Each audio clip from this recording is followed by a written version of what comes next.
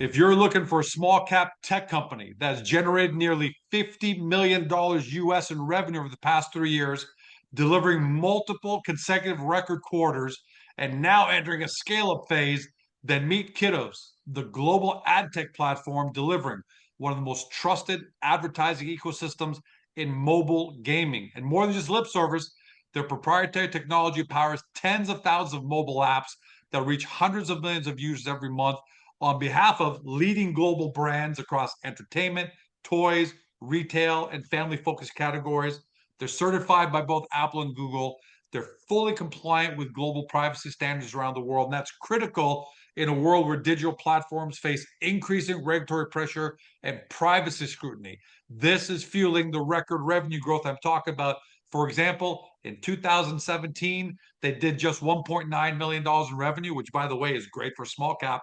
In 2024, that was $19.2 million in revenue. That's Canadian dollars. And today, just for Q3 alone, we're talking about $5.12 million in revenue for the quarter. It's another record. And here to talk about it, CEO Jason Williams. Jason, my man, welcome back. Hi, George. Thanks. Great to see you. Congratulations on an amazing quarter. 60% growth year over year. I mean, you guys have already set records and you're doing it 60%, year over year revenue growth. How big of a milestone is this? How important should this be to all your shareholders? It was a big one for sure. I think what I'm most excited about is, of course, that not only the sales were increasing and everything was kind of firing at the system level, but we were able to capture that revenue and position ourselves for what is our busiest time still ahead, the Q4. And so in Q3, you had major improvements across revenue, gross profit, even your EBITDA and net loss are down to almost negligible numbers. Yeah. Uh, was there one driver that drove most of this? Like, did you have a breakthrough with a specific client, or did you have a breakthrough in a specific vertical, or was just the whole damn machine is just in overdrive? Yeah. Great question. Honestly, and honestly, the fact is that the system was firing from multiple different angles on a number of different key clients and even different unit types. So, video is really heavy on the ad platform, but we had some really great custom deals where we were building really cool creatives and brand first led, building awareness between interesting segments of the market, and that helped to really drive revenue as well. So, we had people after kind of efficiency and scale. We had people after premium and targeting. We had all the whole menu was out, and we delivered, and it's all ready for Q4 too, which is the exciting bit. And we're going to get to Q4 in a second because that's the big quarter every single It year. But is when you're talking about people, you're talking about some of the biggest brands in the world. Are you able true. to talk about a couple of them? Uh, I'm so grateful for their business, and it's definitely where we're strongest in toys and in entertainment. So the leaders in those segments, when they want to reach kids, it's in our core business. And actually, we're seeing a lot of growth in the Prado brand, which is the non-kids brand, as a large and famous fast food group has been embracing that. And so, there's a lot of opportunity out there. And, this type of media, as I've been saying, and you've been hearing, is really exciting because the value is there, but the engagement is there and the scale is there. Really, there are no strikes against it when you take a privacy first position like we can offer. It's brand safe, totally scalable, and brands are really enjoying it. and I don't blame you for not naming some specific brands because I probably want to protect that as well. I want to protect those things. Sure. But you touched on something that a lot of new people watching or listening or seeing your story may not fully understand how important it is. But you talk about brand safe, right? I mean, I can run ads anywhere. Agoracom, I can get on a ad network and say market Agoracom on the cheapest platforms around there. But my Right. brand may end up being beside something I don't want to be beside, whether it's profanity or something to do with politics or some kind of Right. social issue. That's where you guys really excel, right? You deliver for George Com Toys. Okay, let's just make up a brand, George Com Toys. But I know when my brand's running on the apps that are powering all these platforms around the world, that it's not going to it's going to be totally safe. How big of an advantage is that over others? It's a huge advantage for us. I mean, obviously, brands are looking for safety, and be given our focus and strength in the kids area, we had to build the most advanced systems, and now we're using AI, but we've also got human processing on every piece of content that we're advertising within. And so there's just an extreme level of heightened safety when you're on the Kidoz and Prado networks because of that rigorous kind of work towards brand safety. And we look at it in two ways. We look at it from just like you mentioned, where an ad is placed and what you're next to ensure that there's nothing that a brand wouldn't be proud to be next to.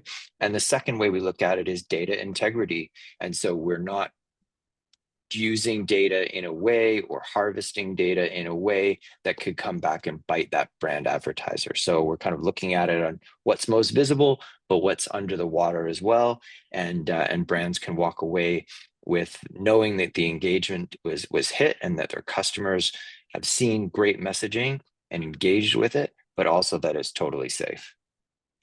I'll tell you what's really impressive about, I mean, there's so many elements to your performance in this quarter that were impressive, but something that another thing a lot of investors might not think about is the fact that you accomplished this when the tariff wars were kind of peaking and tons of uncertainty. Like I have friends in the retail business who were telling me, George, we didn't know if we should be ordering our product now or wait or some now, some later. I don't know what the tariffs are going to do.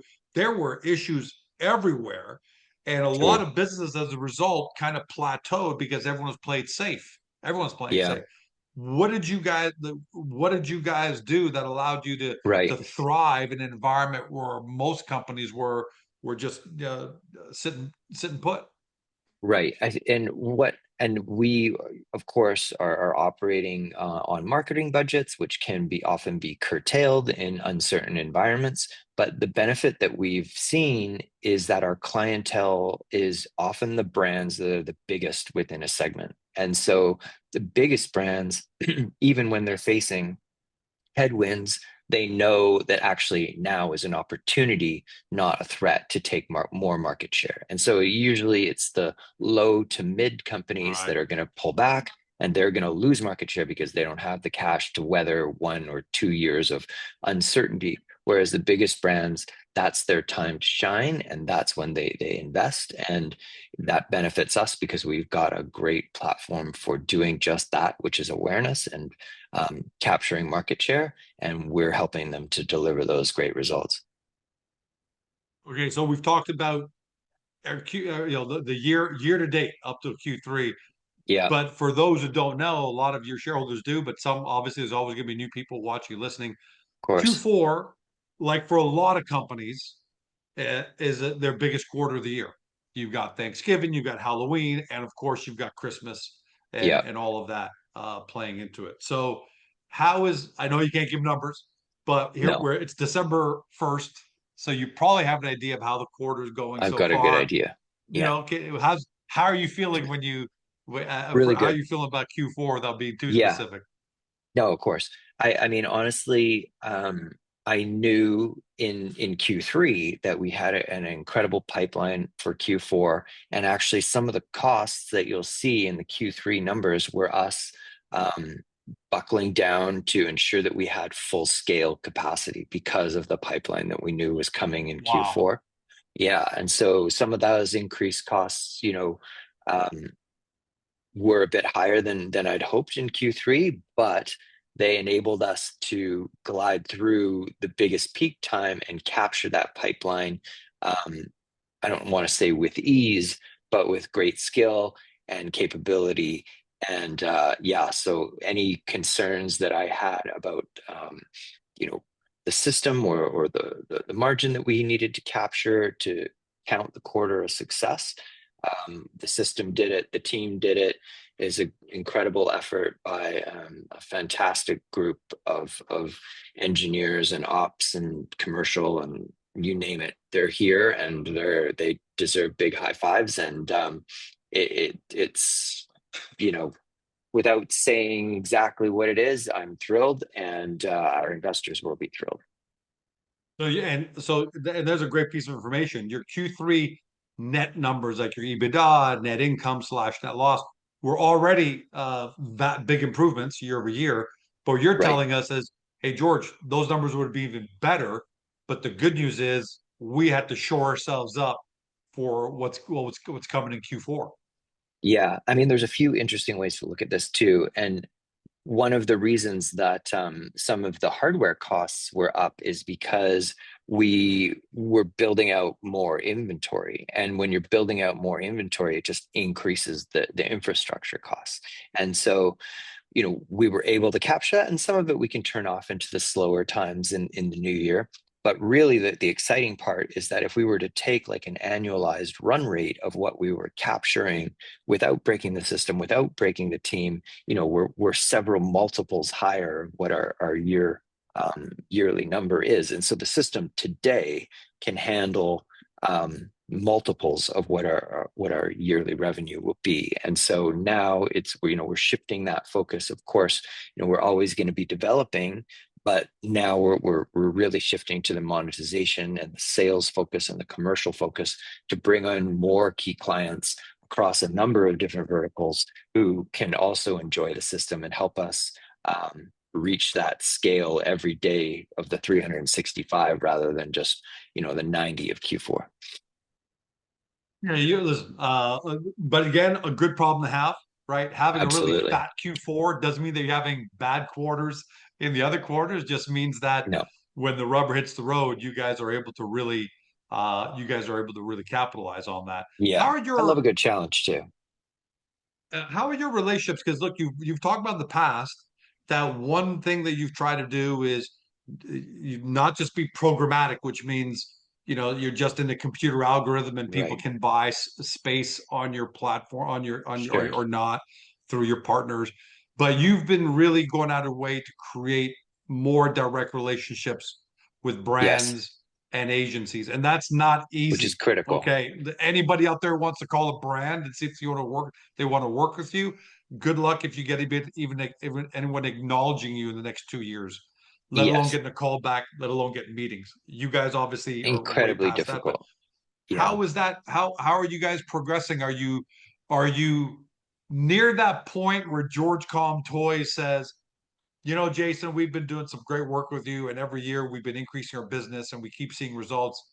You know, damn it, I'm gonna really jack up my spend with you guys in 2026 or Q4 or whatever. How are you almost at that point where those Yeah. those direct relationships are paying off big Oh, time? absolutely. Yeah. I mean, they're critical because you have someone on the other side that you're talking to and understanding exactly what their needs are so that you can meet the inventory needs and the creative needs, exactly what they're looking for and the timing that they're looking for.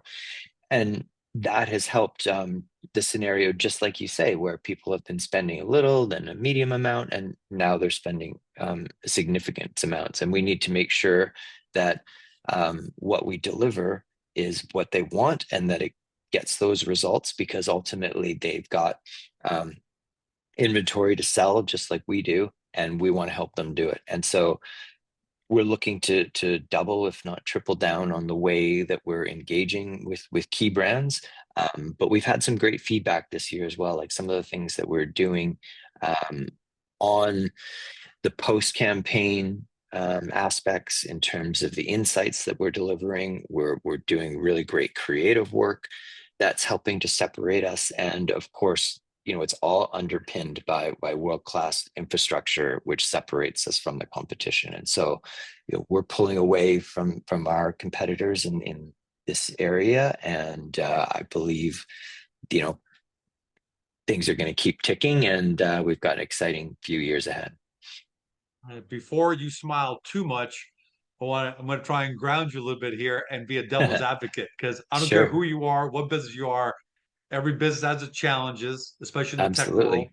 And obviously you guys are you're obviously meeting those challenges head on, doing well. But I still got to ask, think because investors going to ask Yeah, this. let's hear it. AI has been great for companies, but it's also been a real challenge. Like Google, up until just recently, their stock was underperforming. All the Right, AI large language models had surpassed them.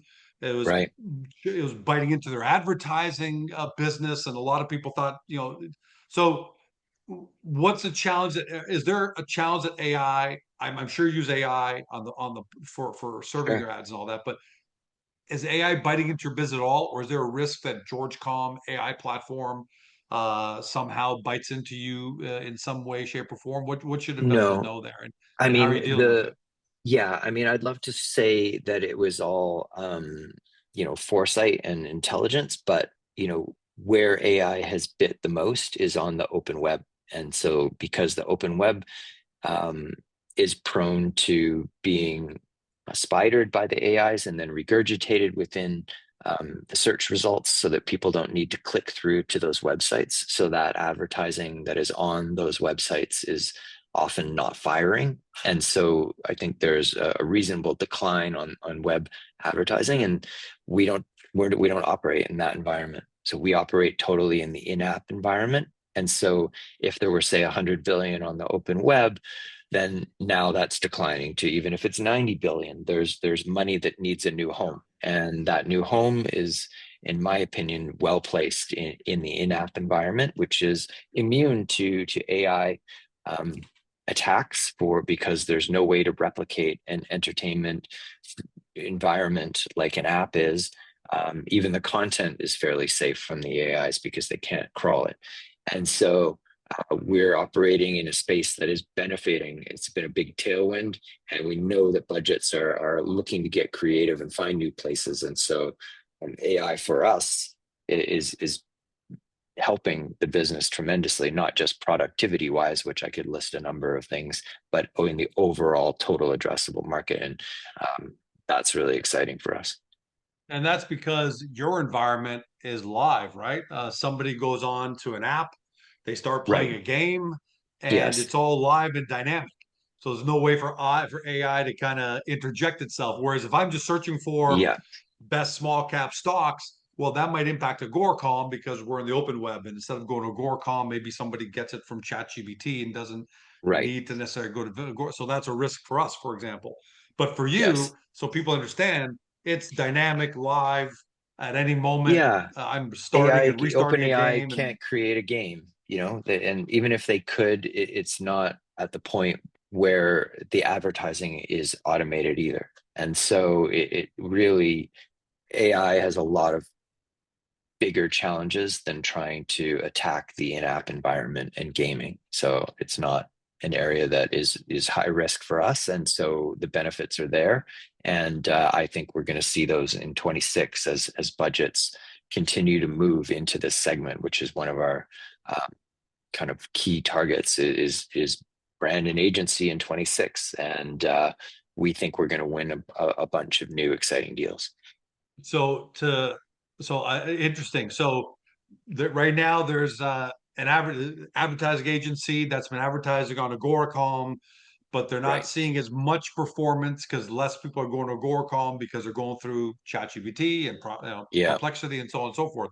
So they're not getting the same performance, and they're saying, where can we go to get that performance that we used to get?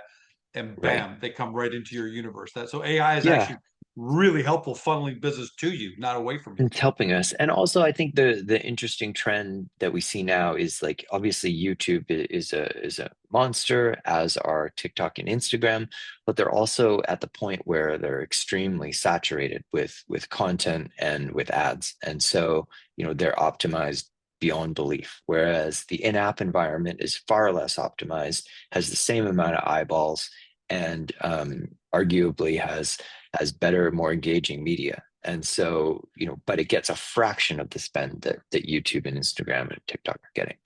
And so there are big green pastures here for marketers and agencies to take advantage of, and that's where we're positioning our tech and our services. And to show you, Jason, I'm always thinking about you. You're always top of mind. I couldn't help but think about you the last few days when I saw, I think it was Australia and a Yeah. couple of other countries that are trying to enact legislation to ban social media completely Yes. for anyone under the age of 16. Like no social Yes. media. You cannot go on Insta. You cannot go on TikTok and whatever, the Yeah. Snapchat. Is that another tailwind that you guys didn't see It coming is. that potentially could be a boon for you? Yeah, no, it absolutely is a boon. It just shows that that pendulum continues to swing. And I mean, there are real negatives to too much time on social media, particularly for young teens. So, it's the right decision and I commend it. And also, yes, it helps the business because kids want to do things on their phone. And, if they're not on TikTok and Instagram, then they're going to download some apps and they're going to play some games and it's going to be a lot healthier and they're going to focus on some problem solving and they're going to get exposed to some cool brand ads. And that's a benefit for us.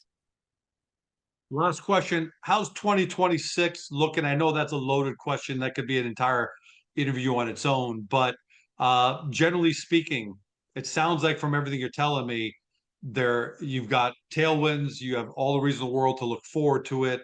What are the maybe how let's end it like this. What are the three trends that are in your favor? And maybe what's that one trend or something that you still got to keep you got to keep a lookout for in 2026?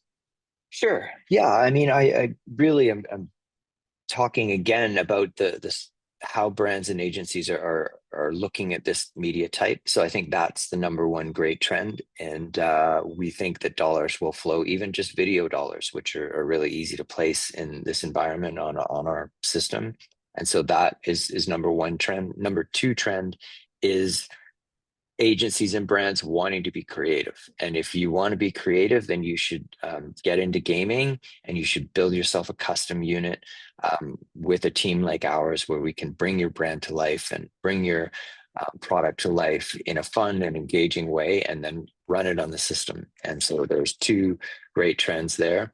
Number three and those two trends cover the entire market from toys and entertainment, which is our core, but also to automotive and grocery stores, everything. And so there's huge amount of opportunity there. Number three trend is definitely just gaming as a segment, and so that is rising its head across all areas, and people are looking at different ways to get into gaming. But when it comes down to the sheer scale of mobile games, that's number one. So that's where the most people are. And so that again positions us in a really strong place. And I suppose the trend I'm watching out for is, just making sure that all of our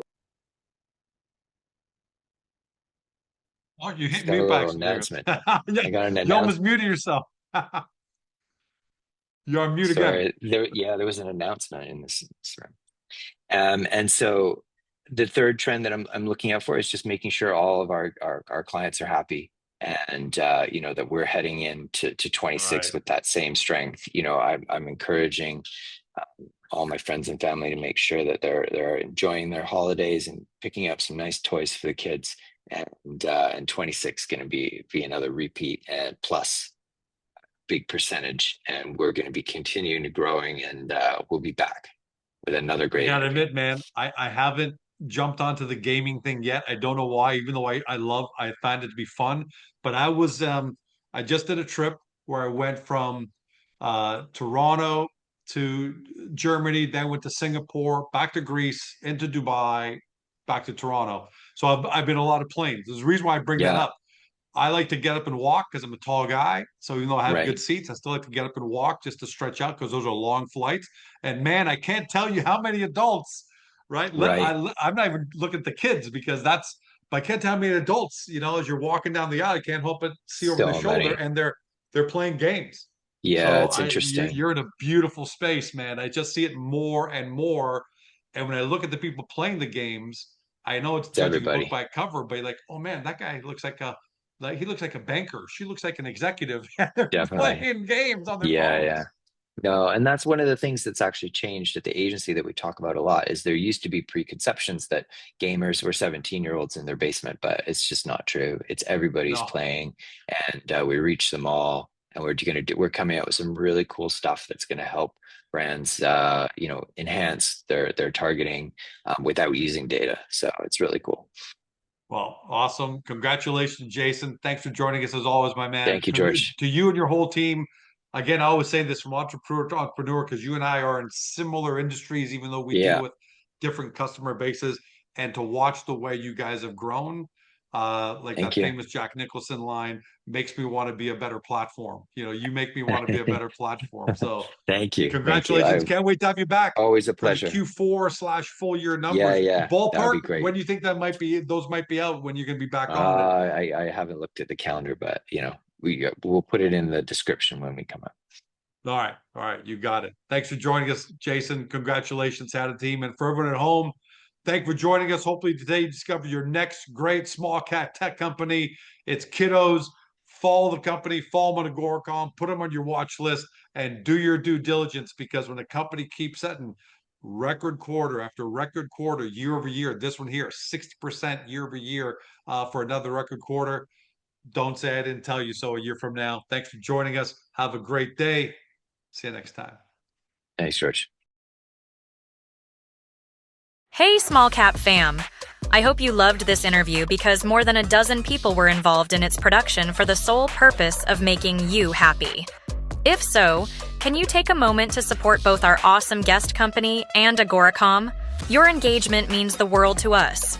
First, if you enjoyed this video, give us a thumbs up by tapping that like button. It's a small gesture that helps this interview reach even more potential investors to discover today's guest. Second, we would love to hear your feedback on this interview, so please leave a comment below.